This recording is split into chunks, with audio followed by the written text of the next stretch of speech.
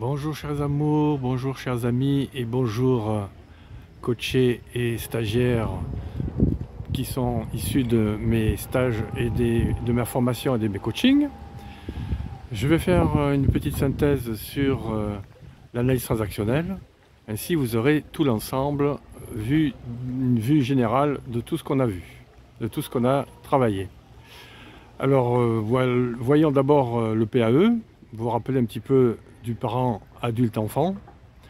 Donc on a vu le parent normatif qui transmet les règles. Quand on est trop dans la transmission de règles, on appelle ça persécuteur. On a vu aussi le parent qui aide à transmettre les règles, nourricier, et celui qui en fait trop, qu'on appelle sauveur. On a vu aussi le côté adulte, c'est celui qui réfléchit avant d'agir, qui aime bien réfléchir, avoir des données factuelles, objectives, qui est très organisé, structuré. On a vu aussi le côté sentiment, expression des sentiments, enfant libre, qui exprime la joie, la peur, la colère et la tristesse de façon adaptée, et le rebelle qui a tendance à en faire trop au niveau réaction des sentiments, au niveau sentiments, expression très forte et très réactive. On a vu aussi les gens qui s'expriment pas, qui ont une expression vers soi-même et pas vers les autres, plutôt introvertis, qu'on appelle intégrés quand c'est adapté, et soumis quand c'est trop intégré, c'est-à-dire quelqu'un qui n'exprime jamais ses sentiments à l'extérieur, qui n'ose pas exprimer ses sentiments. On a vu aussi les trois besoins, les transactions, on va parler de transactions avant de parler de trois besoins. Alors transactions parallèles qui sont utiles, parallèles simples, comme par exemple parent-parent, enfant-enfant, adulte-adulte, alors si c'est positif évidemment. Les transactions dominant-dominé, comme parent-enfant, enfant-parent, et les transactions croisées qui sont bloquantes, qui empêchent une bonne communication et qui génèrent plutôt des conflits, du style parent-enfant et l'autre parent-enfant aussi, ou alors une autre qui est adulte-adulte et l'autre parle en enfant-enfant ou autre chose. On avait aussi des transactions doubles, où il y a deux transactions à la fois, une qui est visible et l'autre qui n'est pas visible, qui est cachée. Par exemple, une qui est adulte-adulte, visible, et puis l'autre sur le plan comportemental, alors que la première, adulte-adulte, elle est sur le plan de la parole, l'autre, elle est sur le plan soit de la voix, soit du non-verbal, c'est-à-dire de la gestuelle, mais qu'on ne voit pas forcément, avec des micro-gestes, et qui n'est pas forcément bien visible. Ça peut être aussi une transaction cachée, verbale aussi, c'est-à-dire codifiée.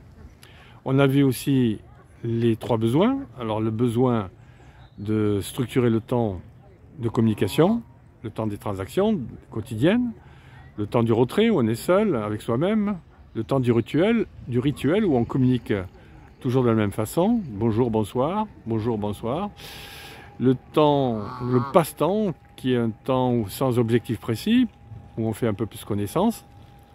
Le temps de l'activité, où on a des objectifs précis, avec des projets, des activités précises. Le temps de l'intimité, où il y a le respect de soi, respect de l'autre, confiance en soi, confiance en l'autre. Le temps des jeux psychologiques, en particulier le triangle de Karpman, où on est dans des situations de manipulation inconsciente. On joue des rôles inconscients comme persécuteur, sauveur, victime. On a vu aussi le besoin de se positionner par rapport aux autres et par rapport à soi-même. Par exemple, on a vu le OK, non OK, c'est quelqu'un qui a tendance à être agressif, qui a tendance à occuper l'espace. Le non OK, qui est quelqu'un qui est plutôt dans la dépression. Le non OK, qui est quelqu'un qui est plutôt irresponsable, qui a peur, qui est dans la fuite. Et le OK, où les personnes sont plutôt dans la collaboration, la coopération et la négociation. On a vu aussi le troisième besoin, qui est le besoin de stimulation, avec surtout le méthode sandwich, plus moins plus, où on met en sandwich un message sur le comportement ou sur le comportement négatif, et on le met entre deux stimulations positives, entre deux messages positifs sur le comportement positif ou sur la personnalité positive. On a vu enfin la process-com. Alors dans la process-com, on a vu les 6 profils. Le travaillomane qui est motivé par le travail, l'empathique qui est motivé par les relations, la communication, le rebelle qui est motivé par l'autonomie, le persévérant qui est motivé par donner son opinion et transmettre des règles, le rêveur qui est motivé par la solitude de rester seul et l'imagination, et le promoteur qui est motivé par le challenge, l'action, le défi. Enfin, on a vu les 4 leaderships. Le leadership directif qui va bien avec les promoteurs et les rêveurs.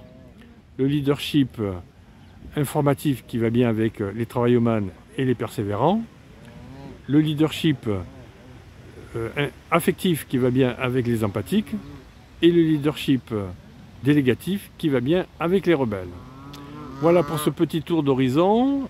Et bien évidemment, il est important d'aller revoir les cours et de mettre ça en pratique, autant dans la vie personnelle que dans la vie professionnelle.